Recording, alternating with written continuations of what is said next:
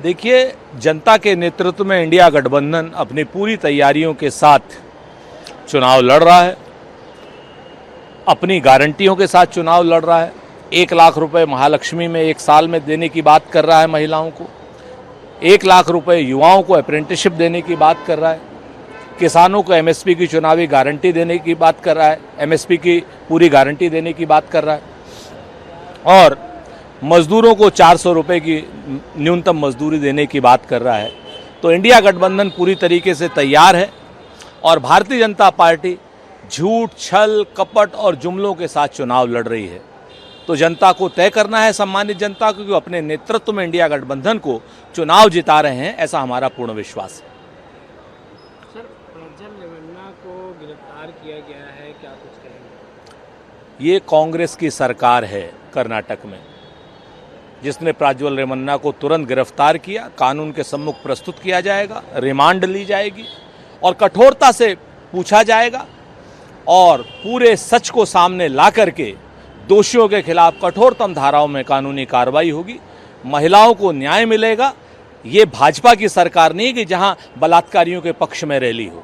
यहां पर जो बलात्कारी हैं और दुराचारी हैं, उनके खिलाफ कठोर कार्रवाई होगी। प्रधानमंत्री नरेंद्र मोदी ने कन्याकुमारी में 48 घंटे का ध्यान शुरू किया है। देखिए, अगर वो ध्यान करें, ये उनका निजी मामला है, आस्था निजी विषय है, धर्म निजी विषय है। लेकिन अगर उसी आस्था को और उसी धर्म को और उसी ध्यान को वो 1000 कैमरों के बीच में करेंगे तो प्रश्न उठेगा।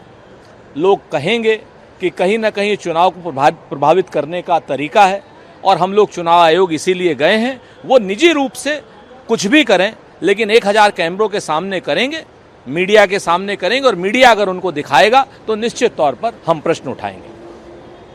प्रधानमंत्री नरेंद्र मोदी कहते हैं कि मैं वापस आऊंगा, पहले 125 दिनों का रोड मैप तैयार होगा और उस पर काम होगा। जरूर प्रधानमंत्री जी, आप वापस आएंगे, लेकिन विपक्ष के नेता के रूप में आएंगे और आपके 125 दिनों के रोड मैप में हमें उम्मीद है कि आप जन उपयोगी प्रश्न पूछेंगे सरकार से। आप ये जरूर पूछेंगे कि हमने नौकरियां दी या नहीं दी।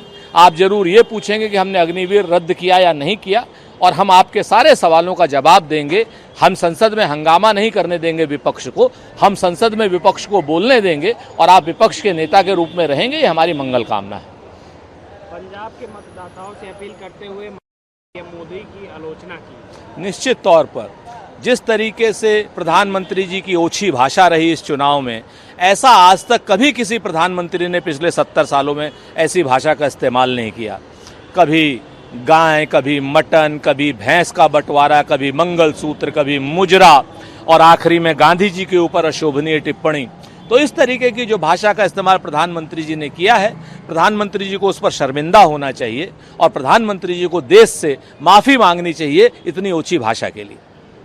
पश्चिम बंगाल की मुख्यमंत्री ममता बनर्जी कहती हैं कि अगर सही मतगणना हुई, सही तरीके से मतगणना हुई तो बीजेपी सत्ता में वापस नहीं आएगी। यही सही मतगणना ही चुनाव आयोग के लिए एक गंभीर प्रश्न है और पूरे देश का ये प्रश्न है, खाली ममता बनर्जी का प्रश्न नहीं है।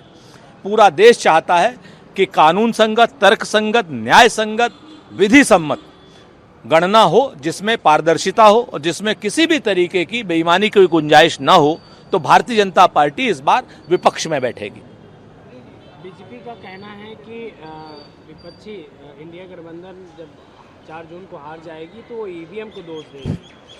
अब विपक्ष के लोग क्या करेंगे, क्या नहीं करेंगे, ये पहले से अगर भारतीय जनता पार्टी वालों को पता है तो भारतीय जनता पार्टी वाले जब चीन ने हमारी पेंगोंग त्सो लेक पर अतिक्रमण किया, उसका भी पहले ही पता लगा लेना चाहिए था। उनको अभी जो गेमिंग जोन में लोग मर गए हैं, उनका भी पहले ही पता लगा लेना चाहिए था।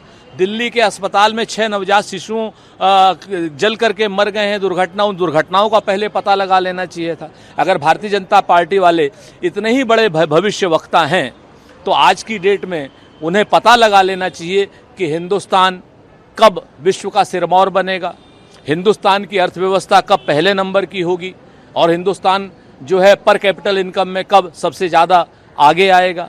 ये बेकार की बातें, फिजूल की बातें भारतीय जनता पार्टी वाले कैमरा देखते ही मचलने लगते हैं और प्रधानमंत्री की भाषा में कैमरा देखते ही वो लोग मुजरा करने लगते हैं।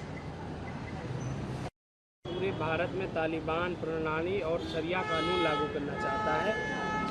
आदरणीय योगी जी, तालिबान ही तो आप लोग होना चाहते हो, इसीलिए तो नरेंद्र मोदी जी जो है 200 करोड़ रुपए तालिबान को देते हैं। आपके कार्यकर्ताओं के प्रशिक्षण के लिए देते हैं या किसी और चीज के लिए देते हैं, ये आपको बताना पड़ेगा।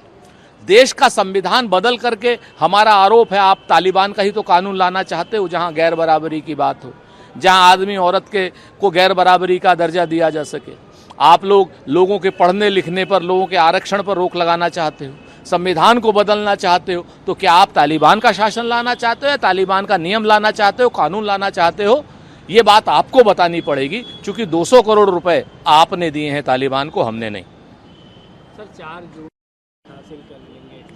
हम लोगों की तैयारी अभी तो 1 जून की है।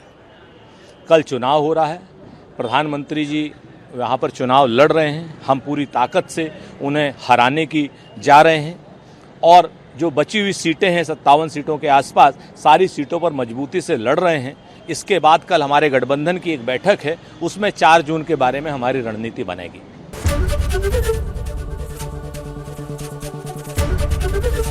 एबीपी गंगा, खबर आपकी, जुबान आपकी।